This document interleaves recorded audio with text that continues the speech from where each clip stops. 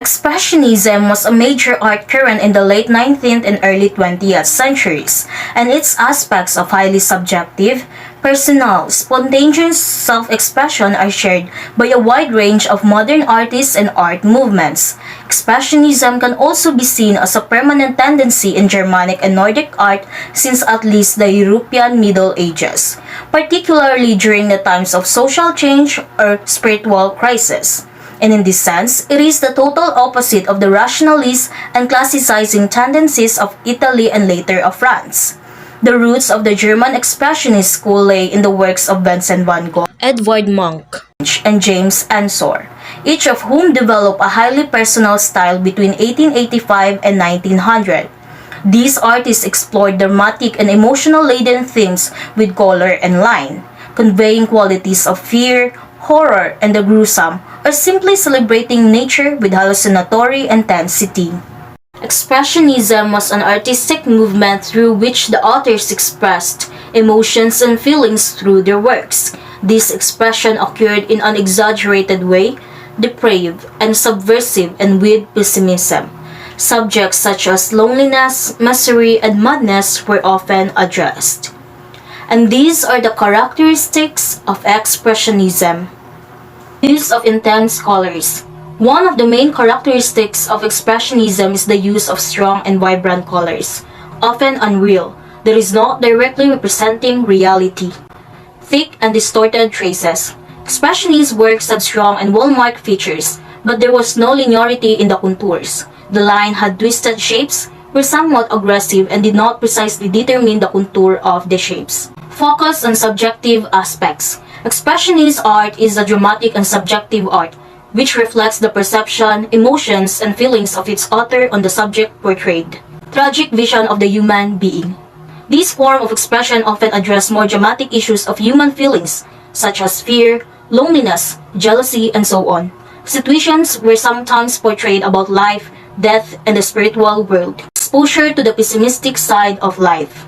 The works reflected the emotional and mental states of artists who, through their art, express a pessimistic approach to the reality they lived. Deformation of the reality of the world. The artists of this European vanguard felt free to present reality according to their own perception. Expression of individual freedom. The Expressionist movement defended individual freedom through irrationalism and subjectivity. Use of three-dimensionality in works. This effect was achieved in an illusory way, that is, there was no real relief in the works. The illusion was intentionally created through traits. The Scream by Edvard Munch. Edvard Munch's The Scream is a modern art classic. It is the Mona Lisa of the modern day. Munch established how we view our own age, racked with worry and uncertainty, just as Leonardo da Vinci invoked the Renaissance ideal of calm and restraint. The Scream, an expressionistic composition based on Munch's real-life experience of a scream piercing through nature while on a stroll after his two friends shown in the distance had left him, is essentially autobiographical. Munch depicts the sound in a manner that, if taken too far, might undermine human integrity, which is appropriate given that it must have been heard when his mind must have been in an aberrant state. The painting was not only the byproduct of horrible anxiety and poor mental health. Although it is perhaps his most well-known piece, he also painted other pieces that dealt with mental health. The dimensions of the painting is 91 by 73.5 centimeters or 36 by 28.9 inches. The Scream has four other versions: the pastel version from 1893, the lithograph version from 1893, the second pastel version from 1895, and the tempera version from 1910. Edvard Munch used pigments such as cadmium yellow, vermilion, ultramarine blue, and viridian. He relied on contrasting colors, lines, shapes, and forms. Munch used swirling lines to create movement. Swirling lines were used to represent both the surrounding nature and the distorted figure. The bridge, two other figures on the left, and the distant boats in the water are all painted with strict lines and shapes. The two other figures on the left are simple and abstract, but not as distorted as the central figure. This alienates the main character, who has elongated hands, a curving body, and a primitive facial features. Exaggerated colors. Monk utilized color to convey emotion and drama in this painting. Color contrast is used in this painting in two ways: to emphasize the intensity of the blood red sunset in the background and the drama of the ghoulish figure on the bridge. The sickly colors used to paint the ghoulish figure were dull yellow, blues, and purples. Dark and light accents painted over the top allude to the figure's screaming expression. What makes the Scream an example of Expressionism art?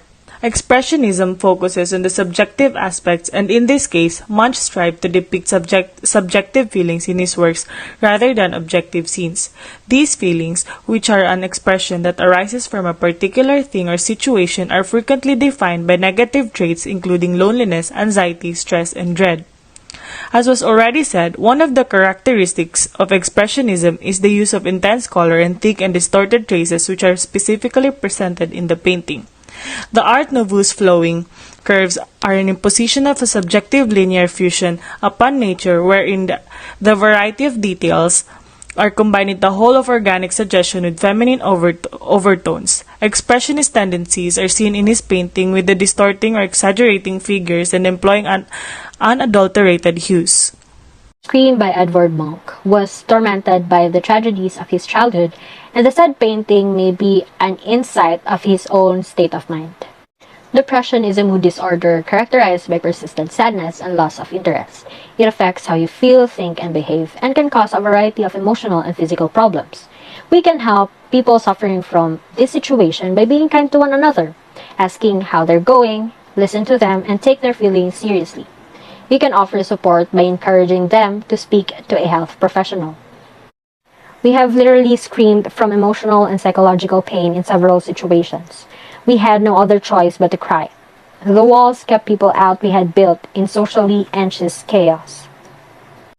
We did not have faith in others. We couldn't possibly share our sufferings with others and hope for understanding. So we built higher walls, guarded them so they couldn't be broken, and then sat silently screaming behind those walls. No, we are not depressed or suicidal, but we understand the darkness of despair, having been there and hopefully never returning. And it is the dark side that delivers to us and feeds whatever strengths we may have. Thus, the Scream painting inspires the principle that personal battles and sadness do not discriminate based on gender, yet it is a natural part of human nature. That is why mental health matters.